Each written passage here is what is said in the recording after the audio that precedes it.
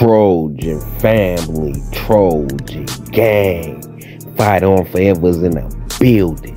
And today we gonna talk about the Big Ten Network pulling up on SC practice, coming to check us out. And it was interesting some of the things they thought and the things they said about this USC team, right? So you got one dude from the Big Ten Network, my first time checking him out. He was checking him out practice, and he spoke on the team part of practice when the offense, go against the defense, full pad, live plays, right? He said that the front seven looked great. He said they didn't lose contain, they didn't lose leverage not once, assignment sound. And matter of fact, I'm gonna let y'all hear what he had to say from his words, right? And then we gonna come back to it in a second. I'll be right back. Check out what he had to say about USC front seven and our DBs. The competitive depth that SC has now is not necessarily what we saw at Ohio State or at Oregon, and that's going to be their challenge because the schedule's brutal. I think the front seven had a good day today. During the team periods, I thought they kept the ball inside and front. They very rarely lost leverage on the ball. The back end at times against Lincoln Riley's offense struggled, but I thought the front seven really had a good day. One last thing. I'm going to get on my high horse here for a minute because I think the country sometimes lights up USC just because they're SC. And I look at this defense, Ash, they did everything you could ask, right? They flipped the staff for the most part. They add in new players that we just referenced. Like, let's give them a shot. Let's watch him play. Let's watch him grow. Let's watch him develop. And then you can make your assessment out where SC is in 2024. Kind of surprising because I think every Trojan fan who follow this team feel like our strength is the DB room. And I think that is our strength when it comes to talent and depth. We loaded at that position, but you got to realize we also loaded at wide receiver, and Lincoln Riley is a great offensive play caller, so that them wide receivers are going to make plays, right? The DBs are going to give up some plays to Lincoln Riley offense in these lethal wide receivers. But what surprised me is that he said how great he said the front seven was looking, and that's what we need to hear. That's the best news we could get because that's what we're gonna be challenged at the most in the Big Ten. Now LSU for sure, they're gonna throw the ball around on us, right?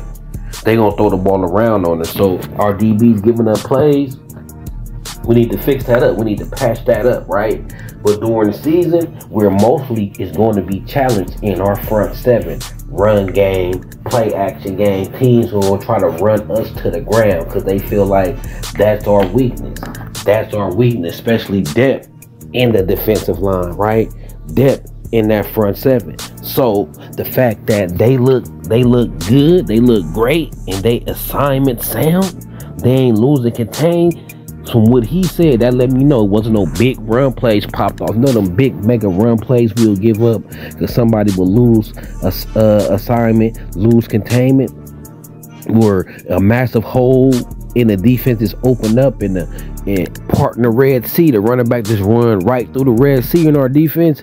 That ain't happening no more. That ain't happening no more. And that right there make us 7 points better on defense right there. Not giving up them big plays that the scheme just naturally gave up these last few years. So I'm loving to hear that front seven is rocking and rolling. That lets you know the scheme is sound. And what I tell y'all, Coach Henny and Matt Ent's group is going to be the best coach group on the field. I even think better than Lincoln Riley quarterbacks, better than Dennis Simmons wide receivers, better than Doug Belt DBs. I feel like the linebacker room and the defensive line unit is going to be the best coach unit, fundamentally sound unit on the team because Matt Hentz and Coach Henny, they just ain't having it, man. They just ain't having it. You going to do things right, and if you not, you going to do it again. And even if you do it right, you going to do it right again and again and again. Ain't no mistakes going to be accepted. Ain't no mental mistakes going to be accepted, and ain't no effort mistakes, lack of effort going to be accepted. And Deanton Lynn at the top running that strong scheme that makes sense. They ain't going to hurt itself like Grinch did. This defense is going to be solid. This defense is going to be solid. But this college football, right? So everybody's going to give up some things in the pass and attack. These offensive minds are too great, right? And then if you give a quarterback enough time, he going to pick apart any defense. Miller Moss with them receivers, he going to pick apart any defense. Now, we put all these notes together. Riley said that practice that The defense won 3.5 quarters, and the offense got it going at the end. That's them offensive plays in the passing game that I think this Big Ten guy was talking about. The defense looked solid. The only thing they gave up was at the end some passing yards, some leaks. Them players gonna make plays. I ain't mad at that. I still think the DB unit is the most talented unit, but best believe that linebacker unit and that defensive line unit gonna be the most fundamentally sound, no nonsense group of this team, right? So what we think may be a weakness on this team, it look like it could be a strength. Barring health injuries, I think we're going to be solid up front. Just from what I'm hearing out of practice. Oh, and I also hear Anthony Lucas is just looking like a man. I heard he dominated. He's making waves. He's standing out in practice, right? Anthony Lucas is standing out. So Coach Henny might bring that breakout season from Anthony Lucas. The Big Ten Network talking about Anthony Lucas. The players talking about Anthony Lucas. The coaches. Everybody just had something to say about Anthony Lucas and how he's looking out there, because he's a great athlete at defensive end. He's big, he's strong, and he athletic, and he's putting that to work, right? So let's hopefully Anthony Lucas could transfer that playmaking he doing in the game. Hopefully he could transfer that into, all that playmaking and working he doing at practice. Hopefully he could transfer that to the game.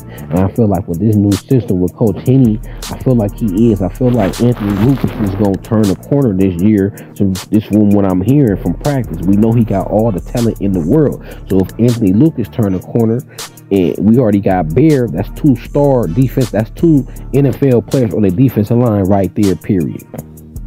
Bear and Anthony Lucas got first-round NFL talent, right? Anthony Lucas got the ability to hit 12, 13 sacks. Bear got the ability to have 50 tackles and 12, 15 of them for loss and 6 or 7 sacks, right? They both got that first-round talent. Bear is closer. We just need Bear to do it more consistently, right? Anthony Lucas ain't did it at all. So if Anthony Lucas could get to the point where he's making plays consistently with Bear, and then you throw in Gavin Meyer and Braylon Shelby, we working with something. It's the depth. It's can Kobe get it rolling, have it cracking? Can Nate have it cracking, right? Sam Green, Elijah Hughes, De'Von Tompkins, right? It's that depth. But the front line, the starters, guys that gonna be heavy rotation, guys that we expect to look good, it's all talent. They looking good. The coaching is already taking effect, right? And I believe, for some reason, Lincoln Riley this time, when he said the defense is dominating practice, just by the look on his face, like he meant that. Last year, I went back to the video and seen when he said that last year, and the look on his face, I could tell it was coach speak. This time, he looked at real serious, right? So we gonna see. And then the Big Ten Network, right? That dude have no dog in the fight. He have no bias towards USC or for USC. He called him how he seen it. He said the front seven was magnificent. The DBs a little shaky. Gave us some plays. I love that. I would rather hear that. I would rather hear that than, oh, the DBs look great, but that front seven, that front seven need work. No, I'd rather it to be the other way around, because I know that DB room got talent and it got depth. And I know the cream always going to rise to the top, and I believe in our coaching that they going to get the best out that talent, right? So tell me what y'all think, man. Y'all excited to hear the front seven looking great, but the DBs didn't look that great at practice? I like hearing that, because I know our DBs is good, and I know sometimes just playing football in practice, like when you playing against Zachariah, that lethal receiving core, and with Lincoln Riley, there's no way you finna have a scrimmage and they don't get off. There's no way. Even in the games we lost, like think about even the games we lost when we got whooped by Notre Dame and UCLA. Our receivers still made plays. Our passing attack still made plays. Still made some plays, right? So that's one thing Lincoln Riley offense always gonna do. That a passing attack gonna do something, right? So I ain't mad at that. So I'm happy to hear that front seven is dominating, because that's what we gonna need it most. So Trojan fans, you know how we do, man. Meet me in the comments. Tell me what y'all think about the analysts of the Big Ten and how they like our front seven and Anthony Lucas development. So y'all let me know, man. It's Carter Sports. It's Trojan City. It's SC. So let's go.